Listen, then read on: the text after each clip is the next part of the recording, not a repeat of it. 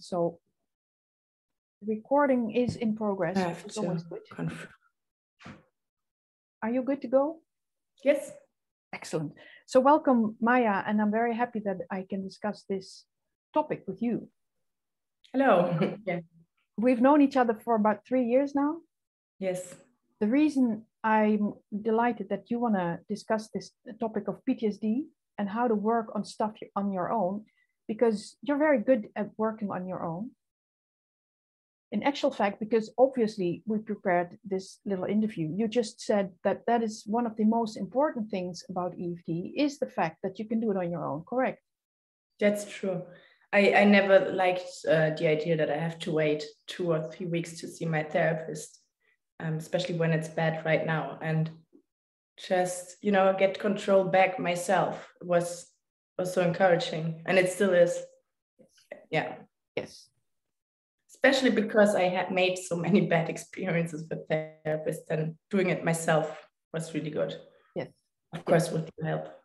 Well, it's a very important part of why EFT is a very useful tool in these kinds of stuff. So in this chapter, when people are reading this chapter, they'll see that, if PTSD is very big, you will probably need somebody to work with. But I would like to concentrate on what you did, because I'm suggesting several steps for people to try on their own. And I just want to give them a chance to hear your experience so that they get an idea of that it works the way we suggest in the book. So the first step would be just focus on what is my worst moment of the day. Could be more than one, obviously, but just identify when you don't feel good and simply work with EFT to work on that particular moment. And you do.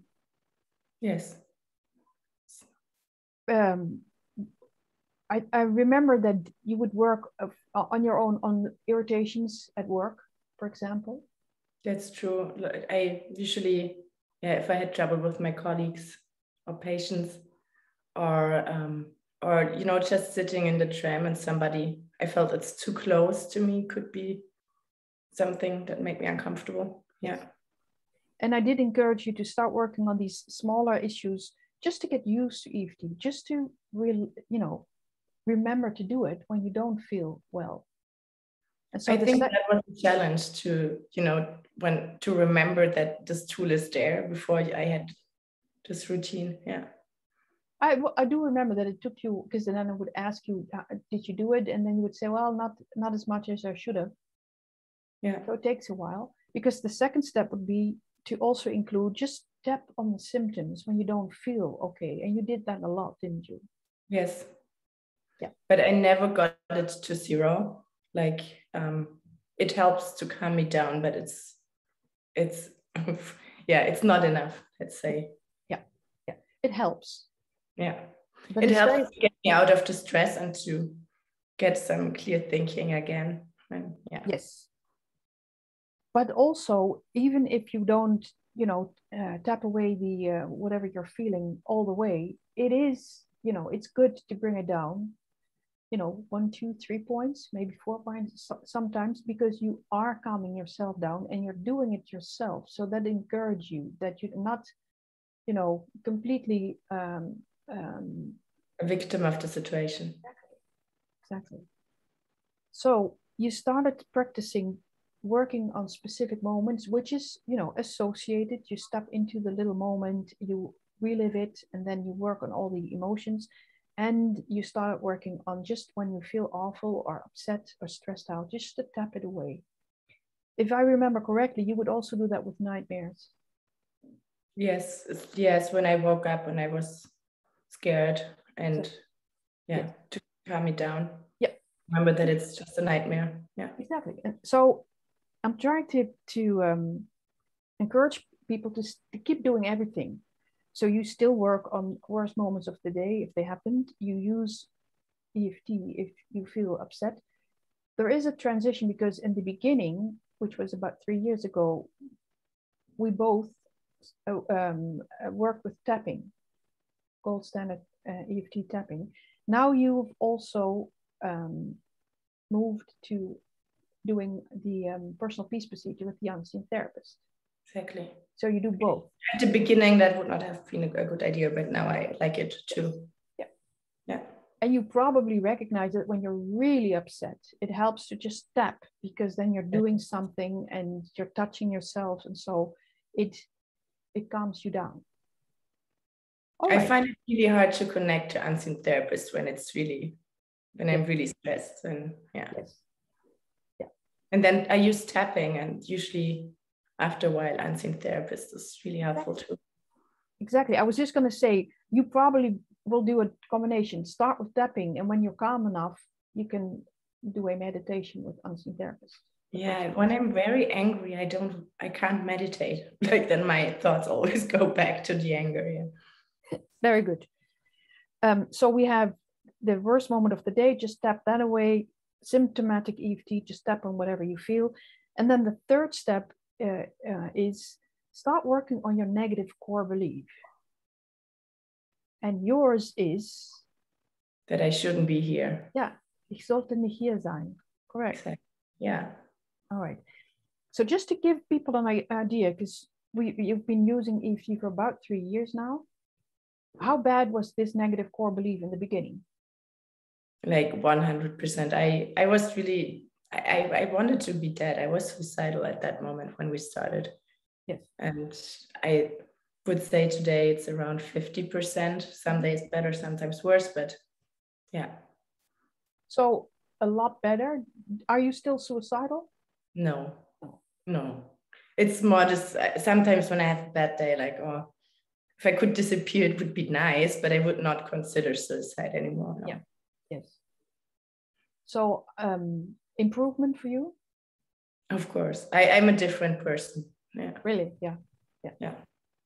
How do you notice, what is the biggest difference for you?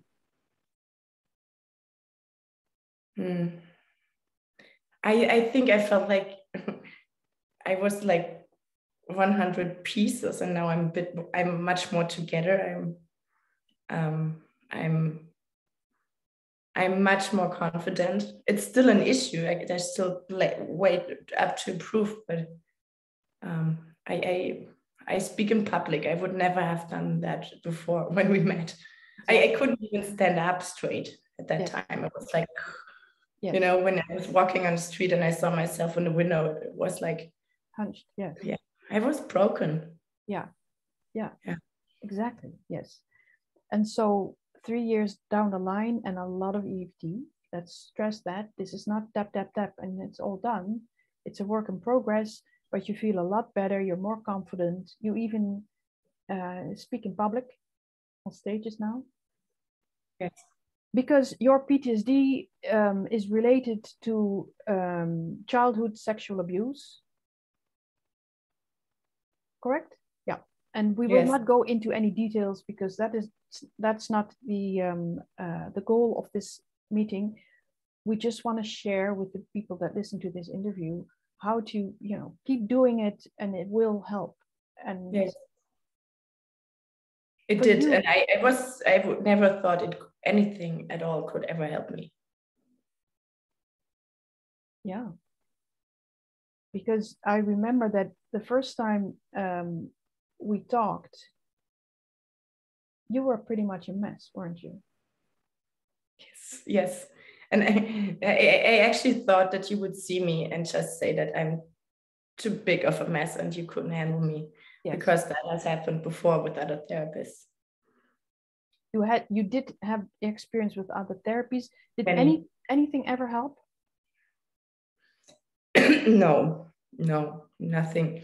Like, there were therapists that gave me the feeling that at least they're there and they can hold the space and it's okay to be a mess, but nothing helped. No. And actually a lot of them made it worse just because they got scared.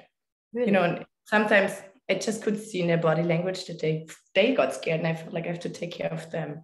Right.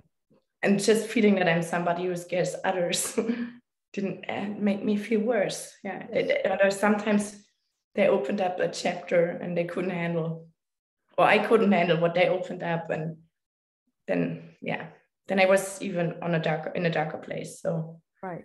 just trying to work with you was such a big challenge for me to contact you. And then our first session, I was like freaking out because I thought like you would run away again. Yeah. And that didn't happen. No, we're here now. No, because obviously, as I said, and I mean this lovingly, you were a mess, but nothing to be, you know, it was awful to be in that state, but not something that you can't handle with EFT. So I have the luck, I would say I have the luxury that I can help you with EFT. And this is the reason you made that so clear. You were so confident that it would work. Yeah. That even, of course, after our first session, I was still a mess, but I had hope. And that was something nobody really could give me. Yes.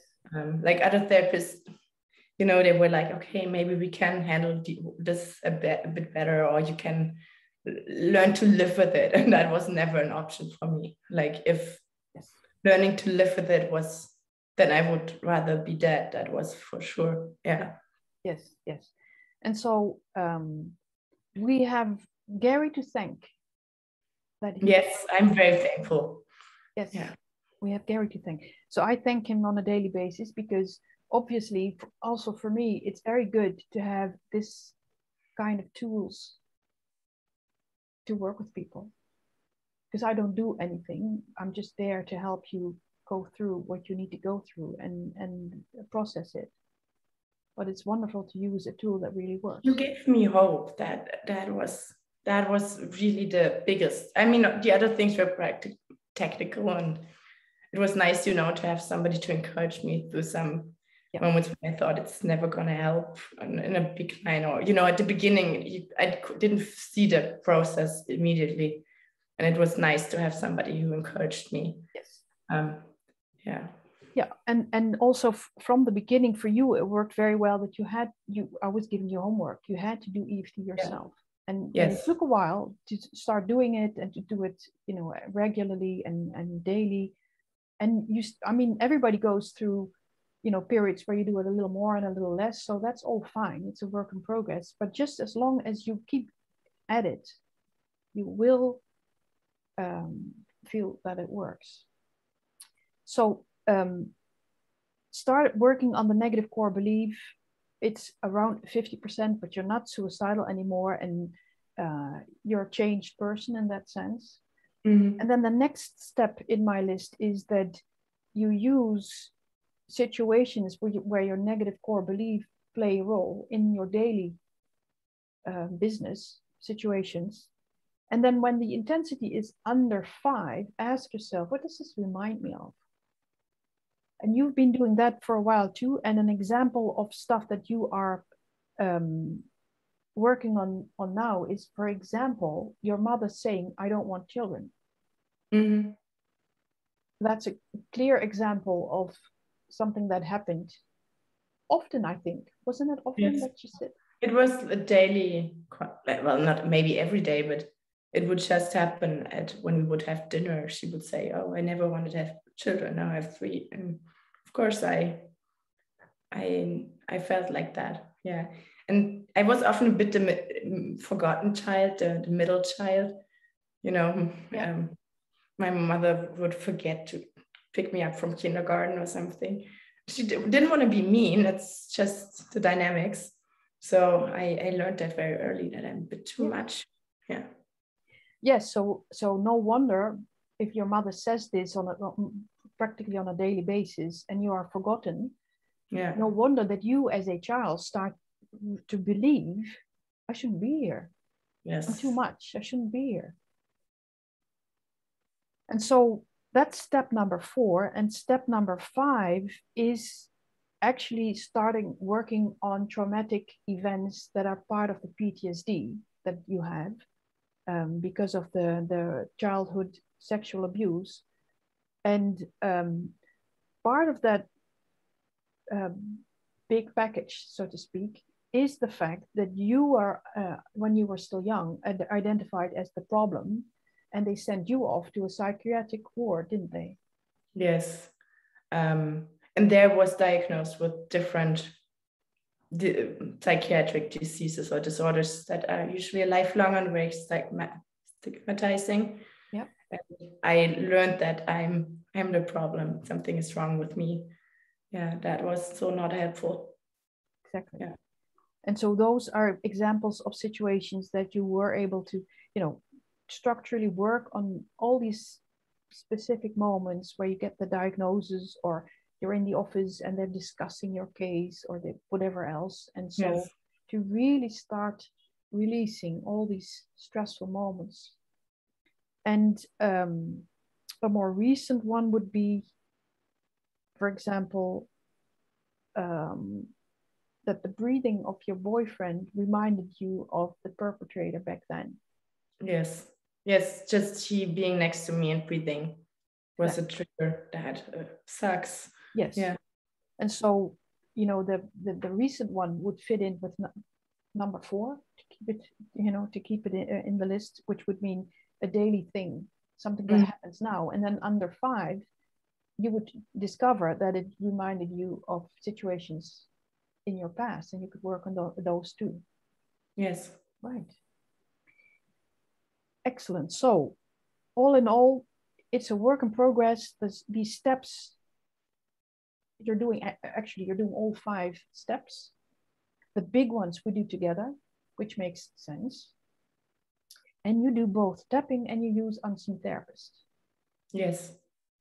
I usually use tapping when I'm really upset, angry, emotional. Because for unseen therapists, I need to have a certain level of calmness, have to focus a bit.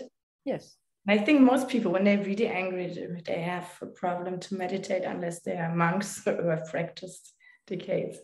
So depending on the issue I work on, but if it's really emotional, I tap first before I use unseen therapist. Yes. Excellent. And if you don't mind me asking, who or what is unseen therapist for you? For me, it's certainly a female energy, and I see it as light, healing light. Yeah. Nice. Yes. Yeah.